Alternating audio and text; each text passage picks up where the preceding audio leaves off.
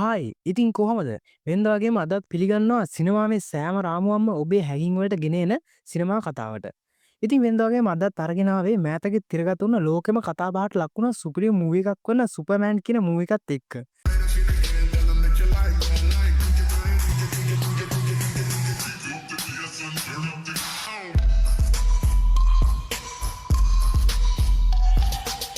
කතාව ආරම්භයේදී නම් පෙන්වන්නේ අපේ වීර සුපර්මෑන් කටිනුත් ලේ පෙරාගෙන මින් වැටලා ඉන්නවා.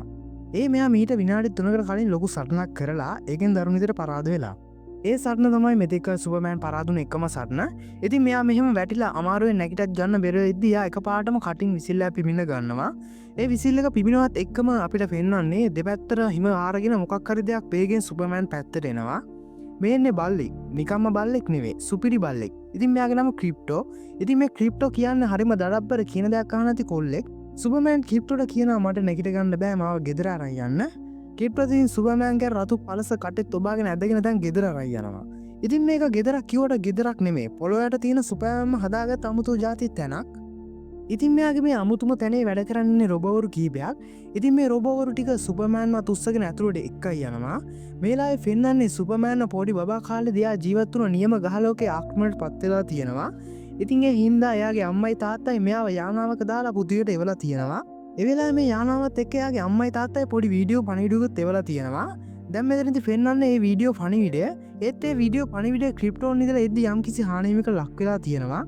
ඉතින් සුපර්මෑන් ආපහු හොඳලා ආයෙත් එයා පරාද කරපු ජීවියක සටන් කරන්න තමයි මේ යන්නේ. මේනකොටත් අර ජීවි රොබෝ නගරේ විනාශ කරන ගමන් ඉන්නේ. මේ ජීවියගේ නම හමර්. හමර් කියන්නේ වෙන තැනක ඉඳලා ගහන්න ඕන විදිහ කියපුවා ඒ විදිහට ගහන රොබෝ ජීවියෙක්. මේලාවේ පෙන්වන්නේ තට්ටේක් තියෙන මිනිස්සෙක් එක එක කෝඩ් වලින් අර රොබෝ පාලනය කරනවා. මේ කෝඩ් හදලා තියෙන සුපර්මෑන්ව කාලයක් තිස්සේ අධ්‍යයනය කරලා සුපර්මෑන් ගහන ඊළඟ ෂොට් එක අනුව ප්‍රතිචාර දක්වන එක. ඉතින් මේ වෙලාවේ මේ හමර් සුපර්මෑන්ව බිම ඇදගෙන වැටෙන්නම ගහනවා. මේලාවර හමරුව පාලනය කරපු කට්ටියත් සතුට සමරනවා. අර හමර් ඊට පස්සේ ඉන්නේ දූපතක තියෙන කඳුරක් වගේ තැනට. මෙයා මෙතන තියෙන කුඩාරමක් ඇතුළට යනවා සහ ඒක ඇතුළේ තියෙන ටෙලිපෝර්ට් යන්ටක් ඇතුළෙන් ගමන් කරනවා. ඉතින් ඒ ටෙලිපෝර්ට් යන්ට අනිත් දුර ඇරෙන්න අර හමරුව පාලනය කරන පිරිස ඉන්න තැනට. ඊට පස්සේ පෙන්වන්නේ සුපර්මෑන් මේ හැම දෙයකින්ම පස්සේ යාගේ සාමාන්‍ය ජීවිතය ගත කරන දවසක්. දැන් මෙයා මේ යන්නේ එයාගේ ඔෆිස් එකට. එයා වැඩ කරන්නේ ප්‍රවෘත්ති සපයන ආයතනයක. ඉතින් මෙයාගේ සාමාන්‍ය ජීවිතේ නම ක්ලාක්. ක්ලාක් කියන්නේ සාමාන්‍ය ජීවිතේදී නම් අපරාජිතයෙක් වගේ චරිතයක්. ඉතින් වෙන්ඩෝගේම් ක්ලාක් අදත් ඔෆිස් එන්න පරක්කුයි.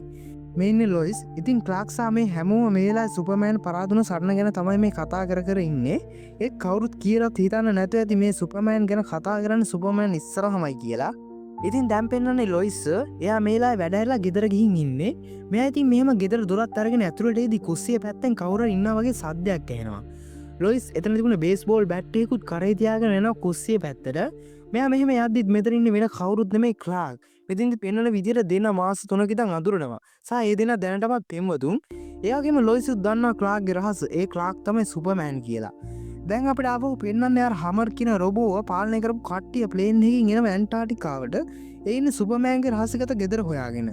ඉතින් මේගොල්ලෝ මේ ගෙදර ඇතුළට යනවා. මේනකොටත් අර රොබෝවරු ටික අර සුපර්මෑන්ට එයාගේ දෙමාපියන් නෙපු නැති වුණ පණිවිඩය නැවත හදන ගමන් ඉන්නේ. ඉතින් මේ කට්ටිය එතන තිබුණ හැම රොබෝ කෙනෙක්ම විනාශ කරලා දානවා. මේලා සුපර්මෑන්ගේ හුරතාවලන අපි ක්‍රිප්ටෝ කොල්ලත් මෙතන ඉන්නේ. එයාත් අර පිරිසට පාර දෙන්න උත්සාහ කරනවා. ඒ ක්‍රිප්ටෝටත් වෙන්නේ මේගොල්ලන්ට යටත් වෙන්න. ඉතින් මේගොල්ලෝ මෙතනට ඇවිල්ලා තියෙන්නේ අර සුපර්මෑන්ගේ පණිවිඩය හොරකම් කරන් යන්න.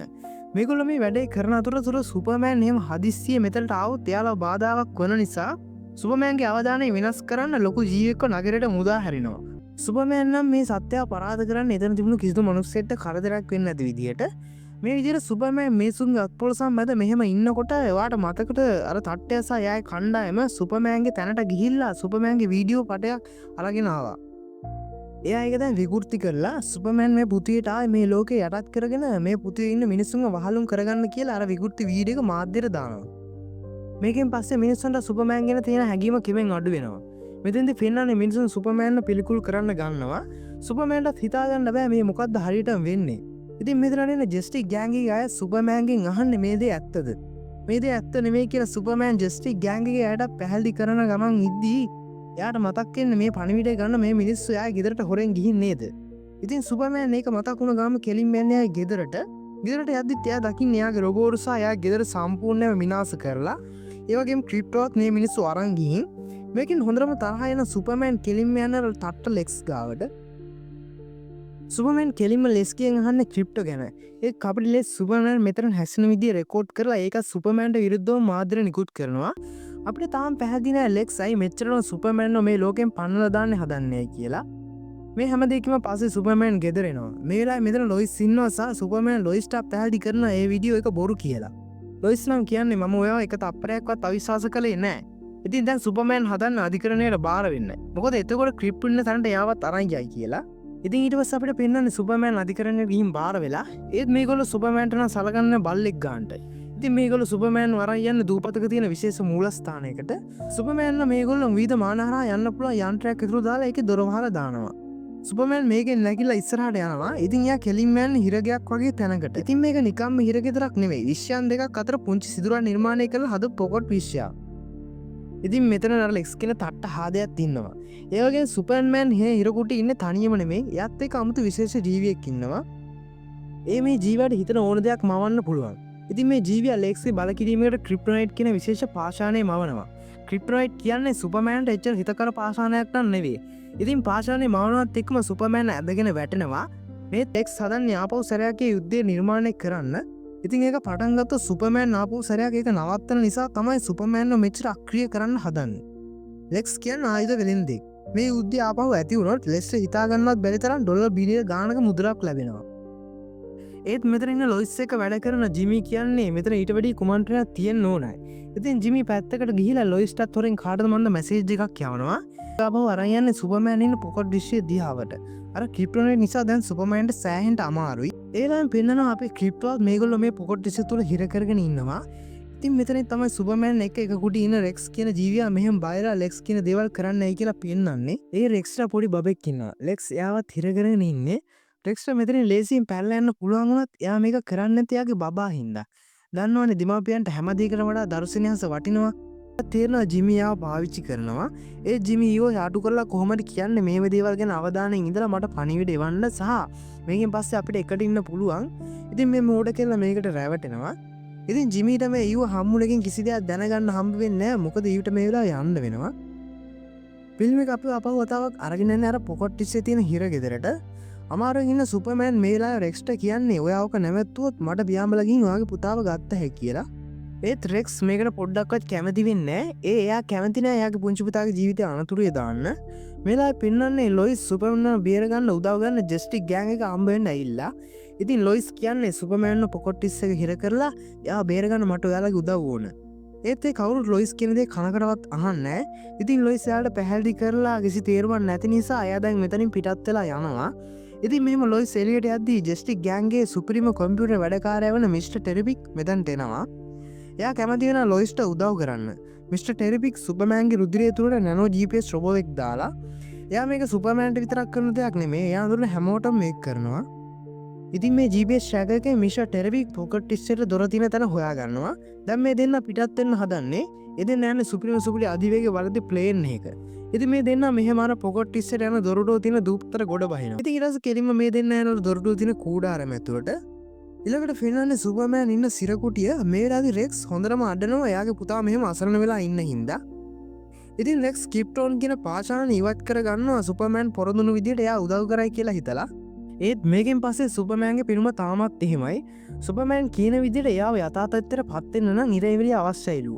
ඉතින් දැන් රෙක්ස් හදන්නේ එයාට ඉරේලිය නිර්මාණය කරන්න බැරි වුණත් ඒ වගේ එලියක් නිර්මාණය කරලා සුපර්මෑන්ව බේර ගන්න. අන්තිමේදී කොහොම හරි මේ වැඩේ හරියනවා. සුපර්මෑන්වත් පොරොන්දුන විදියට පුංචි ජෝසප්ව බේර ගන්නවා. ඒ වගේම සුපර්මෑන් ක්‍රිප්ටෝවත් බේර ගන්නවා. ඒත් ක්‍රිප්ටෝ සුපර්මෑන්ව දැක්ක සතුටට දුවගෙන ඇවිල්ලා දුවගෙන නෙමෙයි පියාඹනනේ කෙලවෙලින් ඇවිල්ලා නාවනවා. දැන් හදන්නේ මෙතනින් එළියට යන මාන දොරටුවක් හොයාගන්න. ඉතින් මෙහෙම ඉද්දි හිරගෙදර ආරක්ෂකව මෙයාගෙන් පස්සෙන් ඇවිල්ලා පහර දෙන්න ගන්නවා.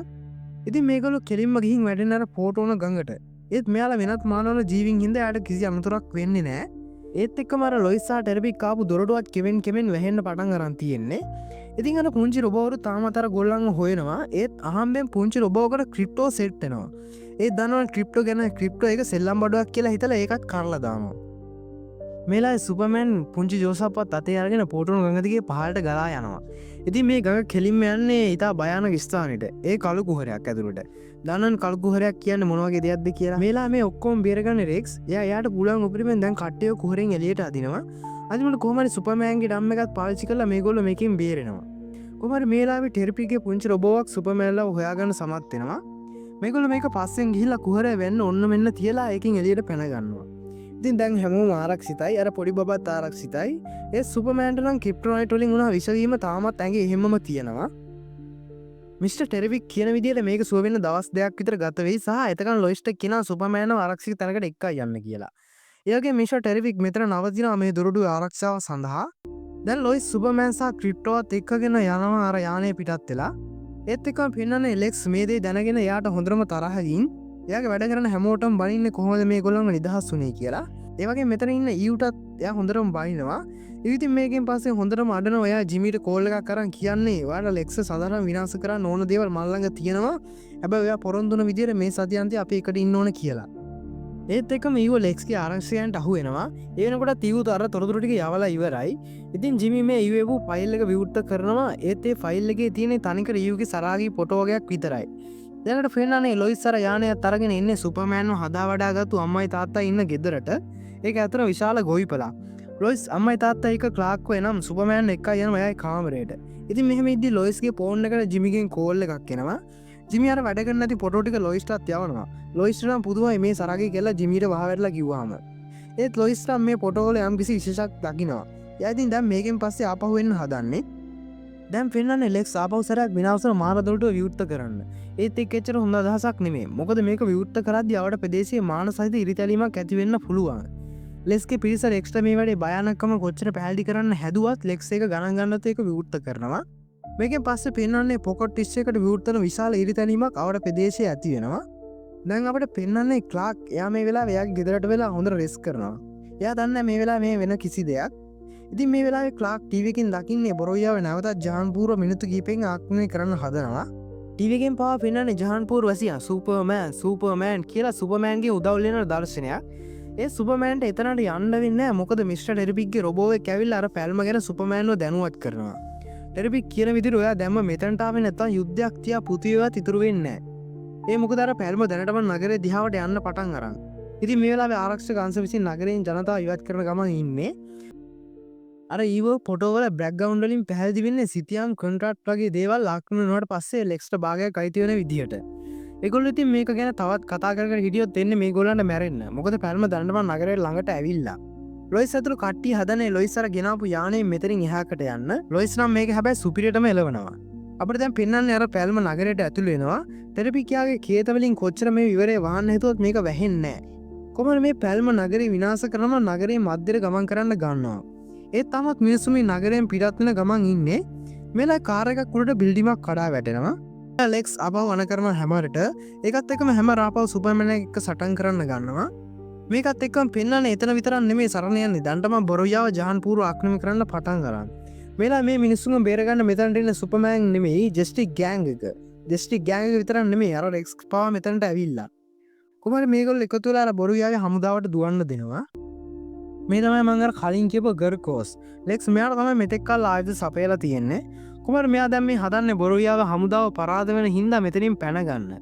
ඒත් මෙයාට කීරන් මෙතනින් පැන ගන්න වෙන්නේ නැහැ. ඒ මොකද ජස්ටික් ගෑන්ගේ හෙල්ප් ගර්ල් ඇවිල්ලා මෙයාව මෙතනින් උස්සගෙන ගිහින් පල්ලෙහාට අතර දාලා මල්ලා දානවා. මේ අතරේදී අර දෙන්නගේ සටන දරුණුම යනවා. හැමදාම දැන් හොඳටම සුපර්මෑන්ට ගහනවා. සුපර්මෑන් මේ වෙලාව වෙන කරන්න දැන් නිසා ක්‍රිප්ටෝ ගෙන්නන විසිල් එක පිබිනවා. ක්‍රිප්ටෝ කොල්ල මේ වෙලාව ඉන්නේ පොඩි සෙල්ලම් බඩු කඩයක් විනාශ කරන ගමන් ක්‍රිප්ටෝට මේ විසිල් එක ඇහුණ ගමන් එයා කෙලින්ම එන්නේ හැමරුවත් තල්ලු කරන සුපර්මෑන් ළඟට. ඒ වගේ ලෙක්ස් හැමව පාලනය කරන්නේ මිස්ටර් ටෙරපික් ගාව තියෙනා වගේ පුංචි රොබෝරුන්ගෙන්. ඒ වගේ තමයි මෙතන වෙන හැමදේම එයාට පේන්නේ. ඒත් දන්නවනේ ක්‍රිප්ටෝ ගැන එයා මේවා සෙල්ලම් බඩු කියලා ඒව හැම එකක්ම විනාශ කරන්න ගන්නවා. මේකෙන් ලෙක්ස්ට හැමර්ගේ පාලනය ගිලිහිලා යනවා සහ සුපර්මෑන් හැමව විනාශ කරනවා. ඒත් එක්කම ලෙක්ස්ට මෙතනට එවන රැප්ටස්ලා කියන ජීවින්ට සුපර්මෑන් දොඹේ යන්නම දෙනවා. ඉතින් දැන් ටෙරපිල් සහ සුපර්මෑන් කෙලින්ම ලෙක්ස් ඉන්න තැනට එයාරම පැල්ම වහලා දාන්න පුළුවන් කේතේ තියෙන යාළගේ හින්දා. මෙලා ලෙක්ස් කියන්නේ තමුන්ව මරන්න මට දැන්ටම රජයෙන් අනදීලා ඉවරයි. ඒකින්ද තමුසට බේරෙන්න වෙන්නේ නැහැ. අන්තිමට කොහොම හරි මිස්ටර් ටෙරපික් අර පැල්මත් එයාගේ බුද්ධිය පාවිච්චි කරලා වහලා දානවා. මේක දකින්න ලොයිස් ඇතුළු කට්ටියත් පුදුම සතුටකින් ඉන්නේ. දැන් පෙවුත්තලින් පෙන්වන්නේ ලූතර් රහසිගතව මෙතෙක් කල නොමිලේ ගර්කෝස්ට ආදි සපයපු ගැන. ඒකේ මිනිසුන් සුපර්මෑන්ගෙන අසීමිතයට සමාගතු බවත් එයා අපි හැමදාම හැමෝම හිතපු විදිහ වීරයම තමයි කියලා මේ වෙලාවේ පෙවුත්තල කියනවා. මෙලා ලෙක්සින්න සුපමෑන් ගැන ගිනි පුපුරු පිට කරමින්. ඒවගේ ජහන්පුුණු වැසියනු මේ යුද්ධය නැවතුනකට ජය සමරනවා. ඒකල ජස්ටික් ගැංගකට සාර එක්ස්ටා සුප පතන් අමතක් කළේ නෑ. මෙලා ලෙක්ස අත්තරංගුට ගන්නවාසාර හිරකරලා හිරපු පිරිසව මේලායි නිදහස් කරනවා. මෙලා ලොයිස් ජිමියතුරු කට්ටියත් මෙතනට එනවා. ඊයු ජීවිය දක්ලා මේලාවේ හයියෙන් දුවගෙන වෙලා බදා ගන්නවා. මෙතෙන්ට පේන්න විදිහෙන් දැන් ජිමීට තියුගෙන ආදරයක් හිතිලා තියෙන්නේ. දැන් සුපර්මෑන් සහ ලොයිස්ත් කාඩක් පේන්න තැනකට ගිහින් වලගෙන කිස් කරන්න ගන්නවා. මොකද කවුරුත් දන්නේ නැහැ ලොයිස් සුපර්මෑන්ට ආදරය කරන බව. ඉතින් මේකත් එක්ක මේ ලස්සන සුපිරි කතාව හෝ තාම ඉවර නෑ. දැන් සුපර්මෑන් ඉන්නේ යාගේ ගෙදර අර රොබෝරු ටිකත් ආයේ හදලා මේ දෙකපාරටම ඇහෙන සද්දයක් නිසා ඒ පැත්ත බලද්දි දකින්නේ සුපර්මෑන්ගේ ඥාති සහෝදරය ඇවිල්ලා.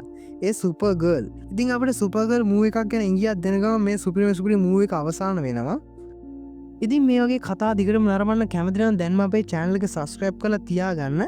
ඉතින් මේ වගේ සුපිරි මූවි රිවිව් එකකින් හම්බෙනතුරු අදට ගිහින් එන්න හැමෝටම සුබ දවසක්.